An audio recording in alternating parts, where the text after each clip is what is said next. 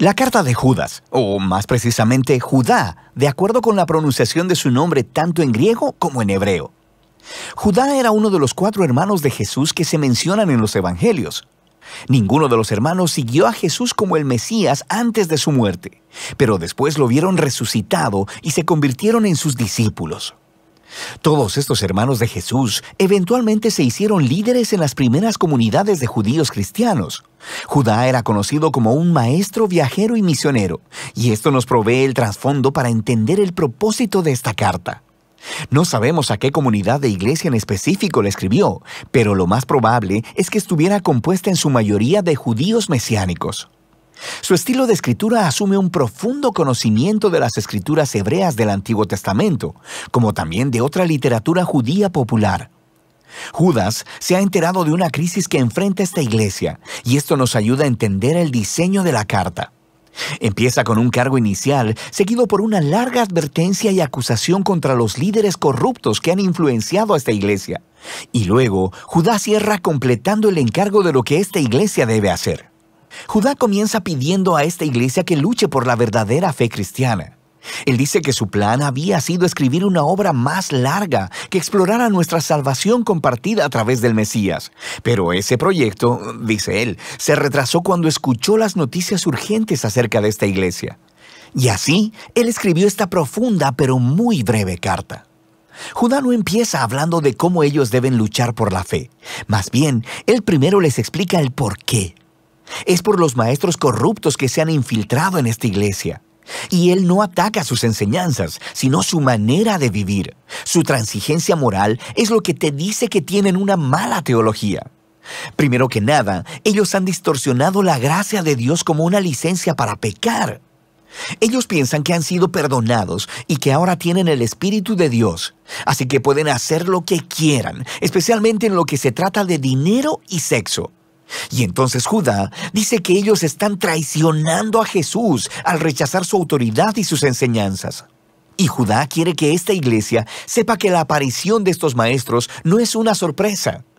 Por ello, continúa con una advertencia más larga para que se mantengan alejados de ellos. El primero ofrece 2 grupos de 3 ejemplos del Antiguo Testamento.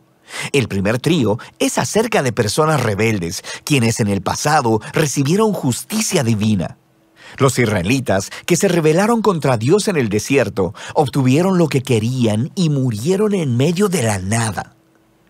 Él después habla de una historia acerca de ángeles que están aprisionados por su rebelión hasta que se enfrentan a la justicia de Dios. Él se está refiriendo a la interpretación de la historia en Génesis 6, ofrecida en la popular obra judía llamada Primera de Enoc, donde los hijos de Dios se interpretan como ángeles que se rebelaron contra Dios, tuvieron sexo con mujeres y fueron juzgados por ello. Judá enlaza esta historia a su tercer ejemplo sobre la ruina de Sodoma y Gomorra en Génesis, donde hombres violentos intentaron tener sexo con ángeles enviados por Dios en forma de humanos. Ambas historias son acerca de la rebelión contra el orden de Dios que llevó a la inmoralidad sexual, y es precisamente de esto que los falsos maestros son culpables. Después de esto, Judá ofrece un ejemplo adicional de un popular texto judío llamado el Testamento de Moisés. Al igual que Enoc, este no era parte de las escrituras del Antiguo Testamento, sino que era un recuento creativo de los últimos días y palabras de Moisés, basado en Deuteronomio. En la sección que Judá cita, Moisés ha muerto y hay un ángel bueno, Miguel, que está refutando las acusaciones del diablo contra Moisés, pero decide dejarle la decisión final a Dios. Ahora, estas historias podrían parecerte un poco extrañas, pero para las personas que fueron criadas con esta literatura, las advertencias de Judas tienen mucho sentido. El comportamiento de estos líderes corruptos tiene raíces antiguas. Rebelión contra la autoridad de Dios, inmoralidad sexual, rechazo a los mensajeros de Dios. Y esto se conecta con el segundo trío de ejemplos. Se trata acerca de rebeldes que corrompieron a otras personas. Caín mató a su hermano, pero luego se fue a construir una ciudad donde reinó la violencia. Balán el hechicero no pudo maldecir a Israel, así que lo sedujo a la idolatría y a corrupción moral. Y luego Coré, el levita, quien dirigió una rebelión contra Moisés que terminó en desastre para otras personas. Judá concluye con un segundo trío, con una avalancha de imágenes del Antiguo Testamento para describir a los falsos maestros. Ellos son como los pastores egoístas de Ezequiel, o como las nubes sin agua de Proverbios, o como las furiosas olas de Isaías. Su ensimismamiento traiciona su reclamo de ser seguidores de Jesús y crean caos a donde quiera que van. Judá concluye su advertencia citando otras dos advertencias, una antigua y otra reciente. La primera viene otra vez del popular libro de Primera de Enoc, que decía contener las visiones del antiguo personaje de Enoc en el libro de Génesis.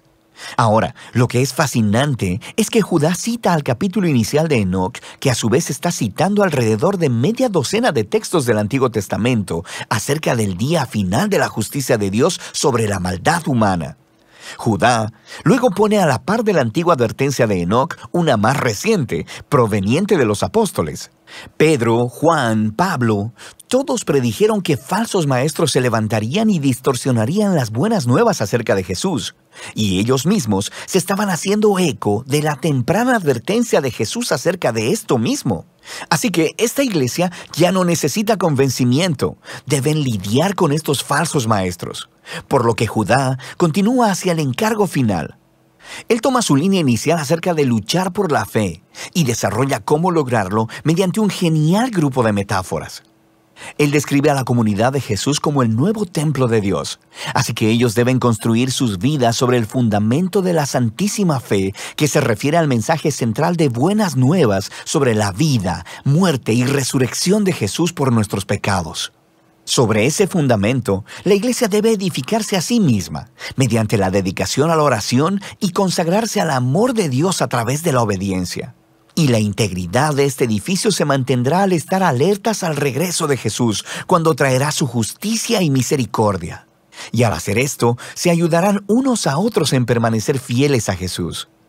Judá entonces concluye adorando al Dios quien protegerá a su pueblo y los librará de caer alejándose de su gracia.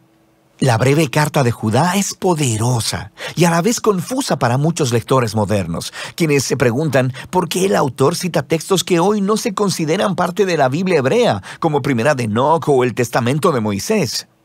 Es importante recordar que la cultura judía de ese tiempo estaba inmersa en textos religiosos. Jesús, su familia y todos los cristianos judíos tempranos crecieron leyendo la Biblia hebrea junto con muchos libros que se basaban e inspiraban en las Escrituras. Y sabemos que había debates antiguos acerca de si estos libros debían ser considerados como escrituras o no. Pero a pesar de eso, siguen siendo importantes.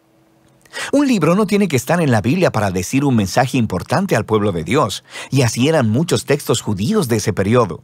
Hoy se conocen como colecciones apócrifas, también conocidos como deuterocanónicos, junto con los pseudoepígrafos, y todos estos se preservaban y leían en las comunidades judías cristianas. Eran tratados con mucho respeto.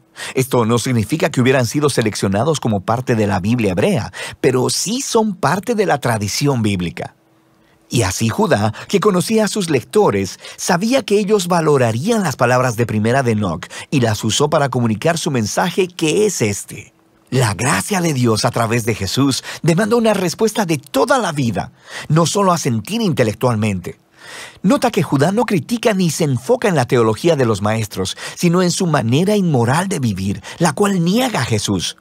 Así que Judá está aplicando aquí lo que Jesús les enseñó a sus discípulos. Si realmente me aman, obedecerán mis enseñanzas. Para los cristianos, la manera en que vives es el indicador más confiable de lo que realmente crees. Y de eso se trata la carta de Judas.